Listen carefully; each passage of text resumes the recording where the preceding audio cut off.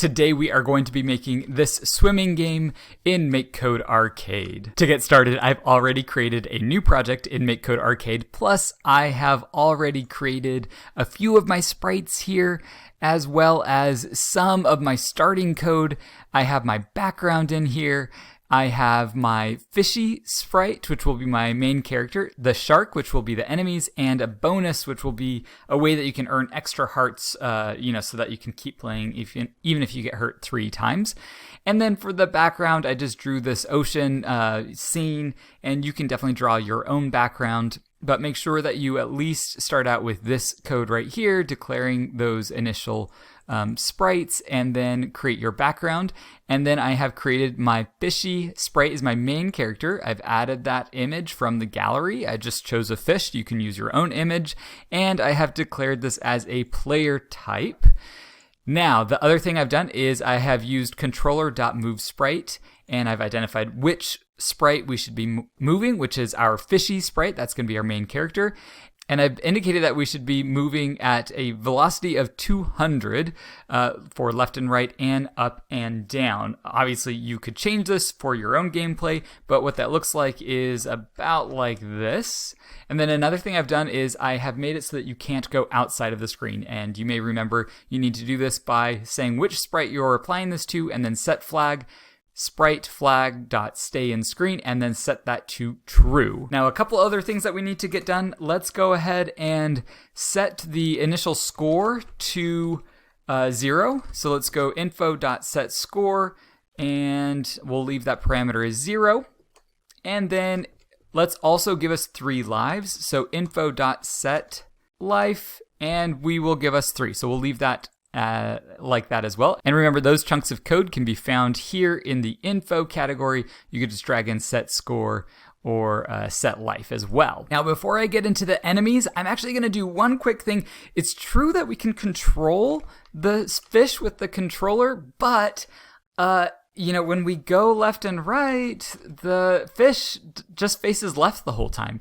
Let's change that. So I'm going to add in a couple events here, and I'm also going to add in a variable. Let's just start with the events. So we're going to start with events that trigger code to run when you press the left key or the right key. So let's go to controller.left and then on event. And the event that we're looking for is controller button event dot pressed. And so when the left button is pressed, then we are going to run code that will flip the image of the fish. But before we can do that, we have this event, but we need to create a new variable. Let's call this facing right. And let's give this the value of false, because when we start off, you can see our fish is facing left, so facing right is false. And basically what this is going to do is it's going to tell us what the state of the fish is. Is it facing left or is it facing right? And so back here on our event, we're going to say if it is facing right, and basically we have made this a Boolean value here, so it could be true or false. And so we're going to say if facing right. In other words, if that value is true, then we are going to use something in the advanced categories under images. And what we can do is transform the image with the flip X, which will flip it horizontally. Let's drag that in here. So for images, we need to replace that with the name of our sprite and then type in image. So it's an image of our sprite. And we're going to leave flip X. And so now what we need to do is change the value of our variable, because now it is facing left. So we need to make sure to set facing right to false. And I'm going to copy this whole chunk of code and paste it and change a few key elements here. So first of all, controller right. So let's test for the right, or wait for the right button to be pressed and wait for that right event. And then we are going to say if not facing right. Now, what's interesting about not is we can ask for the inverse or the opposite of something.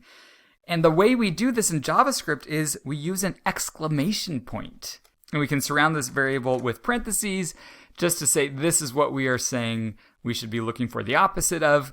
And so here what we're asking for is if facing right is not true, in other words, if it is false, then we're going to flip the image again, but this time we're going to set facing right to true, because now when we press the right button, then we will be facing right after we pressed it. Let's just see what this looks like. So now if I go left, then I face left, and then if I turn right, I face right. Very good. Okay, so this is how we can flip the image of our sprite. I'm going to give us some space here for us to add in some other code now. Now, before moving on, I want to add in some more code here.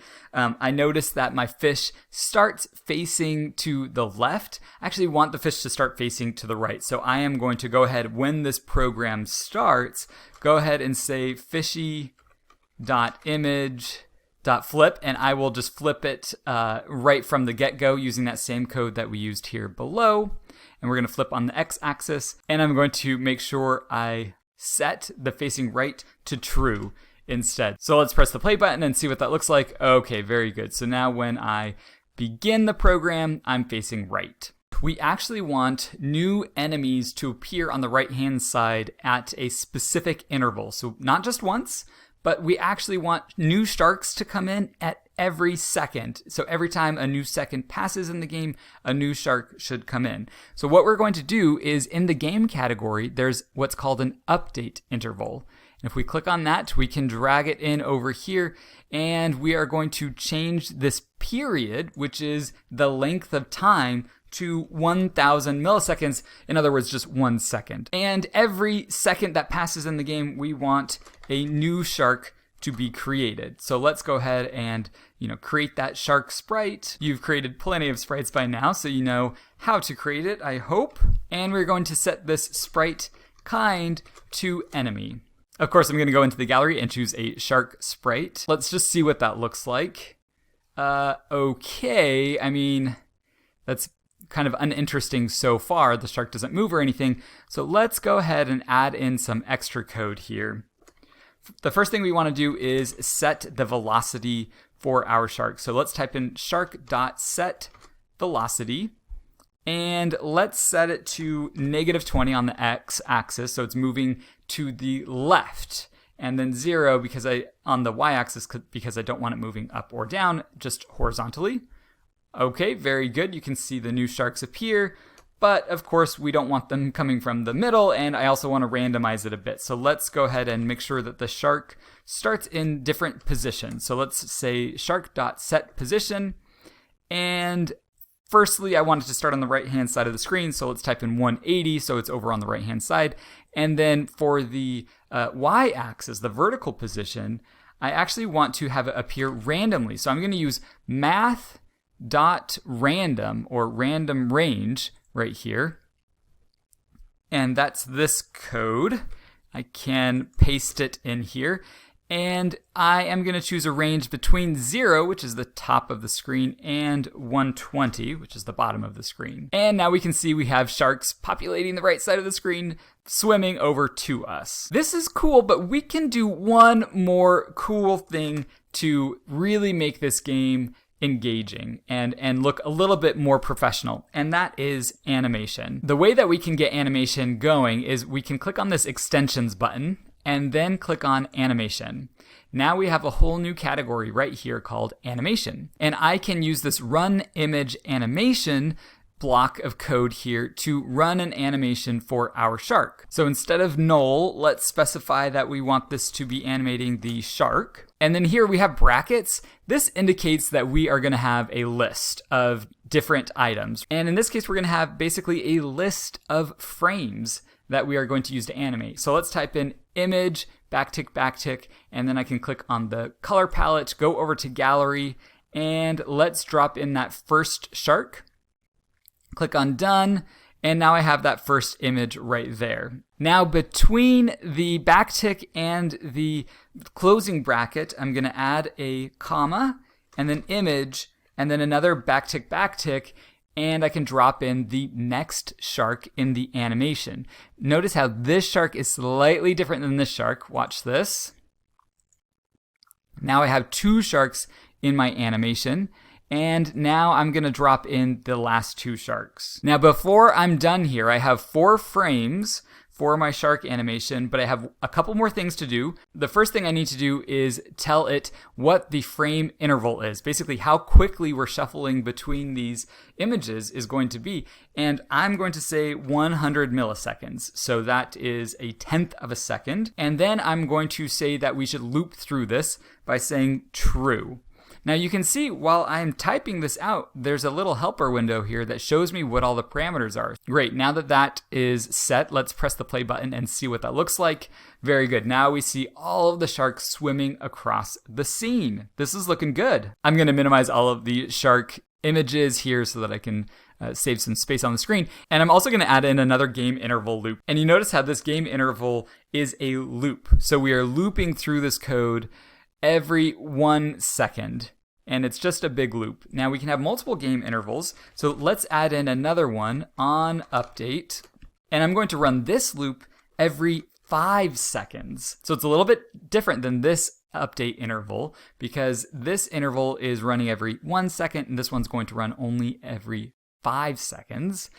And the reason is I want this one to be where we create our food or bonus item. So let's add in bonus and create the sprite for it. And in the gallery, I'm going to choose this red orb looking thing. We've used this before. And I'm going to set the sprite kind to food. Now, the other thing I'm going to do is I'm going to set the velocity to be a little bit faster than the shark was. Let's set it to -75. So it's moving a bit faster. And then I also want to change the y velocity here so it does go up or down, but I want to make it random. So I'm going to use math.randomRange, and I'm going to say it should be moving between -40 and 40. Let's see what that looks like. Okay, we can see the orb flew by there, but we forgot to add in the code that tells it where to start. So let's add that in. This will be just like the shark code that we used before to set the position. And we are going to set it between 180 and then use math random again to set it between 0 and 120, which is the height of the screen there. So now we can see it just starts and we don't see it again for another 5 seconds. Okay, let's add in one more update interval here. And this one is going to be pushing the fish to the left of the screen as if there were a current that the sharks are all swimming with. So let's add in one more game on update interval. And let's set that timer to 100 milliseconds or 1/10 of a second. And the code I want to add here is just update the X position of the fishy sprite. So we will say fishy.x and we will say plus equal -1. Now we could have said fishy.x should be assigned fishy -1. That would be essentially the same thing, but there's this little shortcut in code that's pretty prevalent in a lot of programming languages where you can say plus equal. That just adds this value to whatever variable you are using. Now, because we are actually subtracting 1, I'm saying -1 instead of just 1. If we were to say just 1, then we'd be moving to the right. Let's see just what this looks like so you can see how the fish moves to the left without me pressing any buttons. And now if I press the buttons, you can see I can still move around. Now, all this does is make the game a little bit more interesting. Honestly, you could do the game without it, but I think it's kind of fun and it adds to the effect that we are in the ocean. Now you can see we have 3 on update intervals. We have one that updates every 1/10 of a second, one that updates every 5 seconds, and one that updates every second. Now, what we still need to do is add points to the score for every second, half second, 1/10 of a second, 5 seconds. You know, we should be adding points for as long as the player's alive because the whole point of this game is to stay alive as long as you can. So you can decide if you want to give points for every 1/10 of a second they're alive in the game, every 5 seconds. I'm going to go with for every second that you're alive in the game, we should give the player a point. So under the info category, let's go to change score by, and I'll just leave it at 1. We'll just add 1 point for every second you're in the game. And you can see, sure enough, we are getting points over here for being in the game. The last thing we need to do is add our onOverlap event. You can see nothing happens when we hit a shark or the orb. So really we just need to add in a couple more events here. So let's add in sprites.onOverlap. And let's set the sprite kind to player and the second sprite kind to food. So basically when our player overlaps our food, then we will run this code. Let's have the other sprite, which is our food sprite, because we have that one second, and we can see that it's labeled as the other sprite. Let's have it get destroyed. So we will destroy, and then let's also have the other sprite have an effect, and let's make that effect the heart effect. Let's run it for 1000 milliseconds or 1 second, and then let's also change the life by 1 point. So we should increase the life by 1 point anytime you get the orb. Let's see if that works.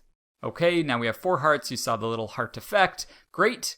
Okay, now our last thing we need to do is add in another onOverlap event where the player overlaps with the enemy. Now what we want to happen then is we want the other sprite to be destroyed because we don't want it to constantly be overlapping with our player, because then it would just deplete all of the hearts right away. But to indicate that something has happened, let's have another effect. But let's have our player have the effect. So let's just do sprite, not other sprite, because our sprite is linked to our player. So let's have our sprite start effect, and let's have the effect be the bubbles effect, and we'll run that for half a second, 500 milliseconds. And then let's also change the life by -1. So you should lose a life when you run into a shark. And let's see, okay, we've gained a heart, and we lose a heart with the bubble effects when the shark gets us. Okay, very good. We can see the score is being counted up and down. I face left and right. I can gain more hearts, and this game is done. Way to go on making your game.